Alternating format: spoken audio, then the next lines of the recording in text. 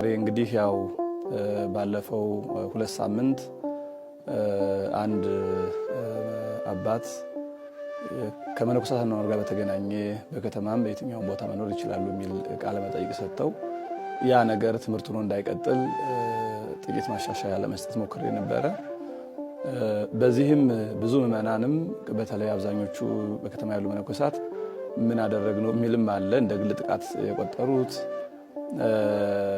ምንም ችግር የለም ማንንም አይነካንም የሚልም ሌላም ነገር አለና ይሄን ሳይ ምዕመናን ምናልባት እኛ ግፍ እየሰራ እንዳይመስላቸው የሰው መጥላትም እንዳልሆነ በዚያውስ ላይ ምንድነው ምንኩስና ገዳማዊ ህይወት ምንድነው ምናኔ ቤቱና ምንድነው የሚለውን በትክክል ማስተማር በጣም ወሳኝ ነው። አሁን እኛ የመነኮሳት ቦታቸው ገዳም ነው ስንል እነሱ ደግሞ ምን አደረግናቸው እዚህ ብንቀድስ ብንሰብክ ሲሉ መሃል ላይ ያለው መመን ግን ማንኛው ትክክሉ ከሚል ይልቅ ትምህርቱን ሰምቶ የቤተክርስቲያኑን አስተምሮ መጻሕፍቱን ሰምቶ እንዲወስን ዛሬ ትምህርቱን ብቻ ቤተክርስቲያን እና መጻሕፍቶቿ ስለ ገዳማዊ ህይወትና ስለ ምንኩስና ምን ይላሉ የሚለውን በጣም ጥቂት ደቂቃ ወስጄ ግልጽ ለማድረግ ነው የምሞክረው። የመጀመሪያው መጽሐፍ ቅዱስ ስለ ምንኩስና ምን ይላል የሚለውን ነው የምናየው። መጽሐፍ ቅዱስ እንግዲህ በብሉይም በሐዲስም ስለ ምንኩስና ገዳማዊ ህይወት ብሎ ባይጠራም ህይወቱን ግን ይገልጸዋል። በህይወት የኖሩ ሰዎች እናገኛለን። መጀመሪያ ከብሉይ ጀምሮ በህይወት የኖሩ ሰዎች እናገኛለን፣ እነሱ እናያለን። ከዛ ደግሞ ስለ ምንኩስና ስለ ምናኔ የሚጠቅሱ የመጽሐፍ ቅዱስ ጥቅሶችን እንገልጽና ከዚያ በኋላ ምንኩስና መቼ ተጀመረ፣ እንዴት ተኖረ፣ መጻሕፍት ምን ይላሉ፣ ፍትሐ ነገሥቱ፣ ሕንጻ መነኮሳት፣ መጻሕፍተ መነኮሳት፣ ዜና አበው ስለ ምንኩስና ምን ይላል የሚለውንና የኛ ሲኖዶስ ስለ ምንኩስና ምን ይላል የሚለውን አይተን እንጨርሳለን። አምላከ አበው ከሁላችን ጋር ይሁን። ምዕመናን አንድ የምትረዱት ነገር ይህን ጉዳይ ደጋግመን የምናነሳበት ዋና ምክንያት ምንኩስና በጣም የተቀደሰ ህይወት ስለሆነ ምናኔ ገዳማ ህይወት በጣም የከበረና የተቀደሰ ህይወት ስለሆነ ይሄ የከበረ የተቀደሰ በምድር መላእክት የሚያደርግ ፍትሐ ነገሥቱ አንቀጽ 10 ሲጀምር ቁጥር 1 ላይ መነኮሳትን መላእክት ምድራውያን ወሰብ ሰማያውያን ነው የሚላቸው። መነኮሳት ማለት ሰማያውያን ሰዎች ምድራውያን መላእክት ናቸው ይላል። ስለዚህ ምድራዊ መልአክ ሰማያዊ ሰው የሚያደርገውን ይሄንን ህገ ምንኩስና ቤተክርስቲያን ስታጣ ጉዳቱ ከባድ ስለሆነ የምታጣው ደግሞ መነኮሳት ከገዳም ወደ ከተማ ሲገቡ ስለሆነ ለምንኩስናውና ለመነኮሳት ካለን ክብር የተነሳ ማስተማር አስተምሮ ለምናን ማሳወቅም ግዴታችን ስለሆነ እንግዲህ አሁን ሰው ይቀየማል ምናምን ብለን ብንተወው እግዚአብሔር ሲጣስ ለሰው ማድራታችን ስለሆነ ከዚህ የተነሳ እንደሆነ እንድትገነዘቡ ቀድሜ መጠቆም ፈልጋለሁ። በመጽሐፍ ቅዱስ ምናኔ የሚመስል ህይወትን የኖሩ ምንም ገዳማዊ የሚል ጥሪ ባይሰጠው ምንኩስና የሚባል ስም ባይሰጠውም በህይወት የኖሩ አበው ቀደም ብሎ ገና ከህገ ልቡና ጀምሮ እናገኛለን። ለምሳሌ በኦሪት ዘፍጥረት ምዕራፍ 5 ቁጥር 24 ላይ የምናገኘው ሄኖክ በዚህ ዓለም ወደ 300 ዓመት ከኖረ በኋላ እንደገና 7 ዓመት ያህል በሱባኤ እንደምናኔ ባለ ህይወት ኑሮ ነው የተሰወረው። ቅዱስ ጳውሎስም በዕብራውያን ምዕራፍ 11 ቁጥር 5 ላይ ሄኖክ ሞትን እንዳያይ በእምነት ተወሰደ፣ እግዚአብሔርም ስለወሰደው አልተገኘም፣ ሳይወሰድ እግዚአብሔርን ደስ እንዳሰኘው ተመስክሮለታል ይላል። ሳይወሰድ እግዚአብሔርን ደስ አሰኘ፣ እግዚአብሔር ወሰደው። ሞትን እንዳያይ ግን ሳይወሰድ እግዚአብሔርን ደስ አሰኝቶታል ይላል። ደስ ያሰኘው ምንድነው? ይህ ዓለም ካልተውት አይተው ማለፉ እንደሆነ አይቀር ብሎ ቀድሞ ዓለም ሳትንቀው ንቆ በተባይተው 7 ዓመት ያህል ብቻውን ኑሮ ከዚያ በኋላ ነው የተሰወረውና ስለዚህ ሄኖክ ለዚህ መነሻ ነው።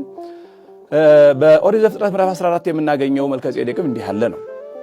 በተለይ በፊልክስዩስም ተጠቅሶ እናገኘዋለን። መልከጼዴቅን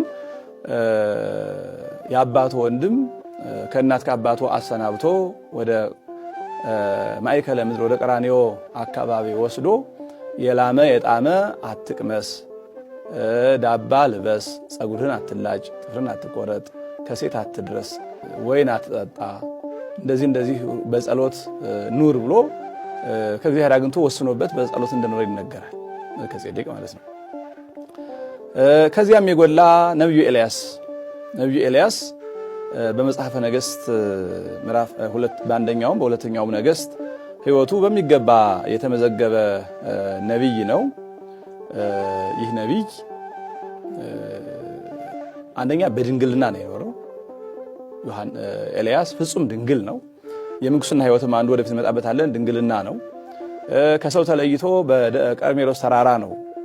አሁን ድረስ በቀርሜሎስ የኤልያስ ዋሻ ትጎበኛለች በዓለም ጎብኚዎች። በዋሻ ነው የኖረው። ምንም ነገር አልነበረውም። ምን ምድራዊ ሀብት አልነበረውም። በወገቡ ጠፍር ታጥቆ እንደ ባህታውያን ጺሙ በፊቱ ወርዶ ጸጉሩን ለብሶ የኖረ ሰው እንደሆነ መጽሐፍ ቅዱስ ይነግረናል።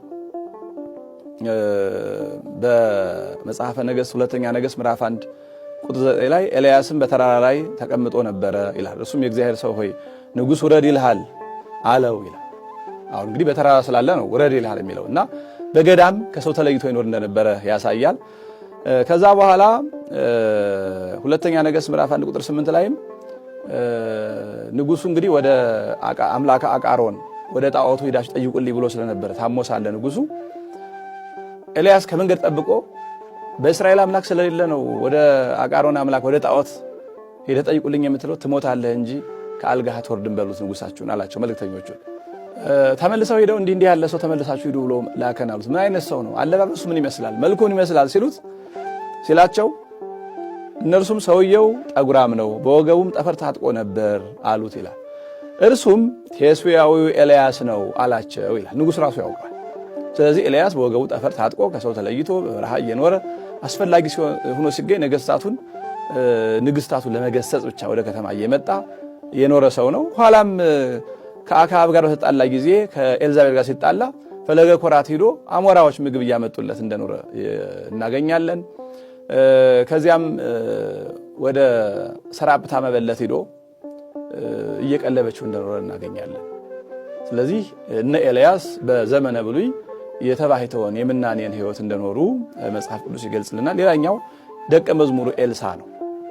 ደቀ መዝሙሩ ኤልሳም ኤልያስን ተከትሎ የኖረ ሲያገለግል የኖረ ልክ አንድ ረድ ትልልቅ አበውን ተከትሎ አንዲት ረድ መነኩሲት ትልልቅ እናቶችን ተከትላ ስትረዳ ኖራ ኋላ እንድትመነኩስ በእርዳታ የኖረ ትልቅ ሰው ነው። በአንደኛ ነገሥት ምዕራፍ 19 ቁጥር 19 ላይ ኤልሳ 12 ጥንድ በሬ ጠምዶ እያሳረሰ ይኖር ነበረ። በሚያሳርስበት ሰዓት ኤልያስ በዛ አጋጣሚ መጥቶ ነበርና ትከሻው ላይ መጎናጸፊያውን ጣል አደረገበት። ወዲያውኑ ሁሉን የእግዚአብሔር ሰው አባቴ አለው። አቤት ሲለው እናትና አባቴ ልሰናበታቸው ፍቀድልኝ አለው። ምን አልኩህ? እኔ እኮ ምንም አላልኩህም አለው። ሂድ እንደወደድክ አድርግ አለው። ከዚህ በኋላ ሁለቱም በሬዎች አርዶ ሞፈሩን ቀንበሩን ፈልጦ በዛ ስጋውን ቀቅሎ ለነዳያን አብልቶ እናት አባቱን ተሰናብቶ ኤልያስ ተከትሎ ሄደ።